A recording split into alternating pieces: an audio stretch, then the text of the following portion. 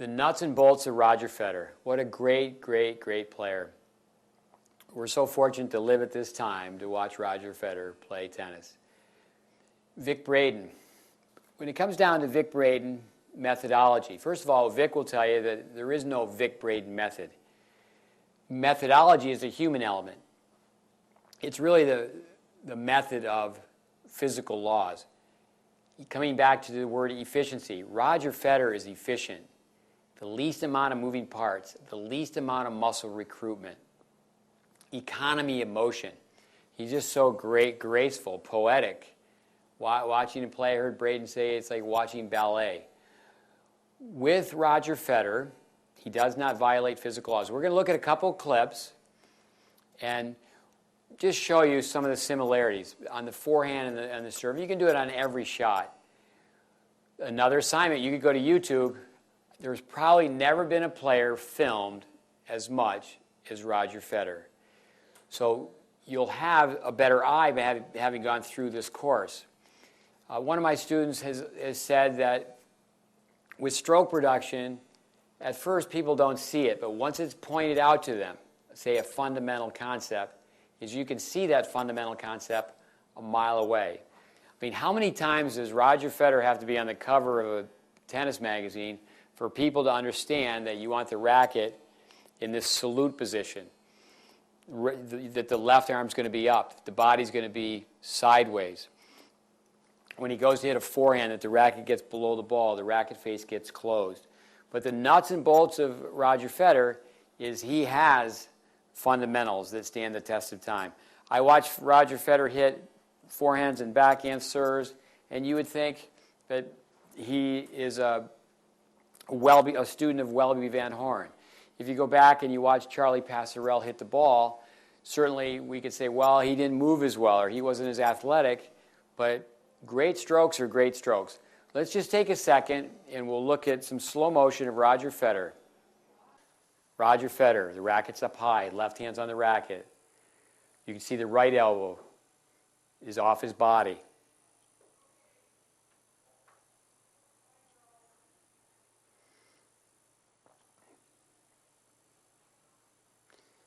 The racket face is slightly hooded. Steps forward, the left arm's going to go out. A three-point landing. The racket face is closed. When the racket face is closed, then and only then can you swing inside out. Look at the left arm way out, eyes at the hit. Stays over the ball with his body. Now he does release his swing, and sometimes he'll make unforced errors because of that. We'd recommend for him to think about even lifting up higher, keeping the wrist fixed. But we'll go through this 3 times.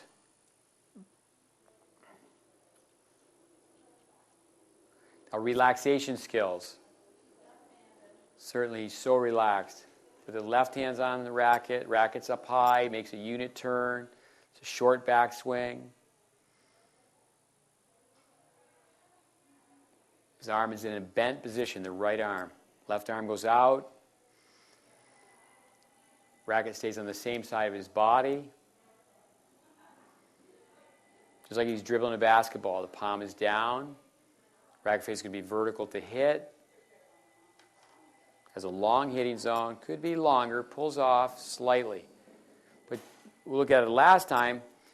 But hopefully this is powerful for young players where they have a greater appreciation for fundamentals.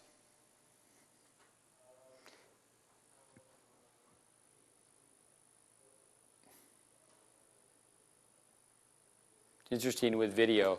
We could say, well, gee, we'd like to have him center his racket more. He does when he goes to the net. He does off the return of serve. But this is where he's just relaxed, warming up.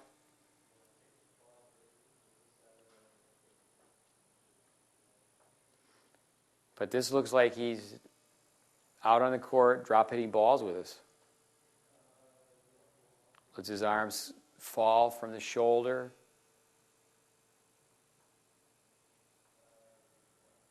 The racket face was vertical to hit. Okay, you can see the 3/8 system of balance from Welby Van Horn, the heel, the hips, the head. The serve, the nuts and bolts.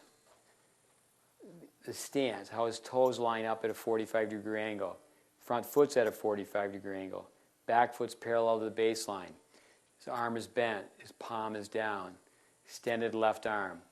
The left hand exceeds the right. He doesn't have that reversed. Okay, he's turned his back to the net. Let's run this in slow motion.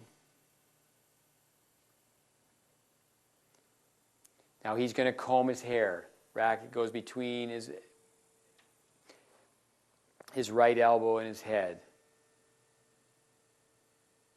Okay, this knee is turned in, hip is turned in towards the net post, keeps the left arm up. Racket comes around, doesn't scratch his back. It's way away from his back. The racket's on edge. That last segment, the hypersupination, how the pronation takes place. Let's look at it a couple more times. We have to be so persuasive. We try to use science, logic, imagery to convince players to open themselves up to learning.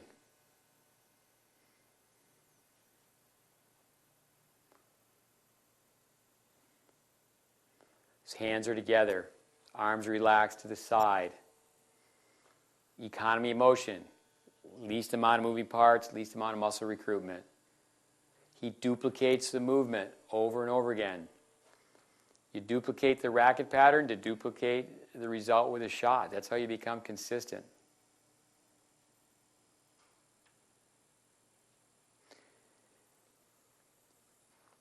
Now we'll look at one more. Ask juniors all the time, do you believe me now? But video is so powerful. To study the best and forget the rest. I don't think that's necessarily true. I think you want to study as many players as possible. The Swiss Maestro. All the nicknames. But he's just got great, great technique. Effortless effort.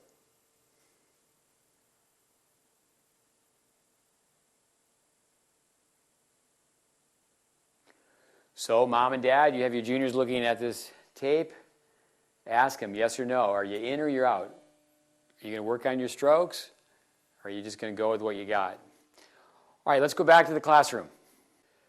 Thank you, thank you, thank you. Thank you, Roger. Thank you, Andre, Chrissy.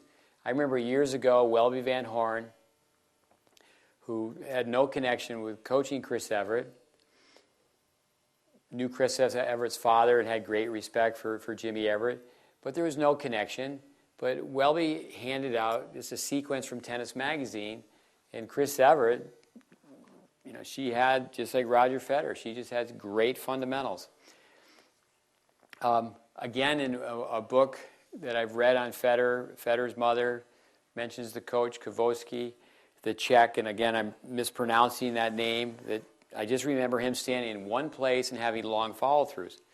Roger does make some unforced errors, his forehand. He can have a bad patch with his forehand. We could say, gee, on his follow-through, yeah, he does turn the racket a little bit too quickly. But for the most part, again, thank you, thank you, thank you. Roger Federer, racket's up high, leads with his elbow, gets the racket face closed. And parents, yeah, your kid can do this in the driveway, the garage, the basement. Just have him hit 10 forehands in the morning, 10 forehands in the evening, backhands, off a cone. Don't let him be too cool for school. Let him make the connection. Roger Federer's in this position. When the racket face is closed, then and only then the racket goes away from the body. Power is related to the radius squared. It's all there. With judgment. Obviously, we want to have kids have good judgment. We don't want someone to tell them, go jump off the bridge, and they go jump off the bridge. But once a player understands that a coach has studied the game, they understand some scientific principles, some logic, some methodology, they truly can get you to hit the ball better. Pardon my French, but it's pretty much shut up and put up. When it comes down to it, kids are far too often judging. The brain is very sophisticated, and right away people are starting to judge. But what it comes down to, hopefully, like just looking at Roger on the serve, he's combing his hair. He's coming around, he's talking on the telephone. He's going up, he's giving the ball the high five. He's turning the racket out, and he can see the wristwatch. He's making the letter X. But all the nuts and bolts are there. Just his stance, how his hands go low like this. The left hand does go a little bit ahead of the right in this position. How his back turns to the net. How this knee turns in. How this hip turns in this position. So when it comes down to it, I think we have to also look at other sports. If Michael Jordan, who recently was put into the Basketball Hall of Fame, great athlete like a Roger Federer, Michael Jordan comes up to a foul line. So it's 15 feet away and 10 feet up. And Michael Jordan's going to have his ritual, and he's going to have his palm go to the target. He can go to the gym, and he can stand in one place, and he can practice perfecting his technique. We can, in our world of tennis, we can look at a Roger Federer and say, yeah, you know what? We can stand in one place and work on perfecting our technique. But nuts and bolts of Roger Federer, thank you. We're so privileged to be able to watch someone like Roger Federer, but then we can certainly try to hit the ball like Roger Federer.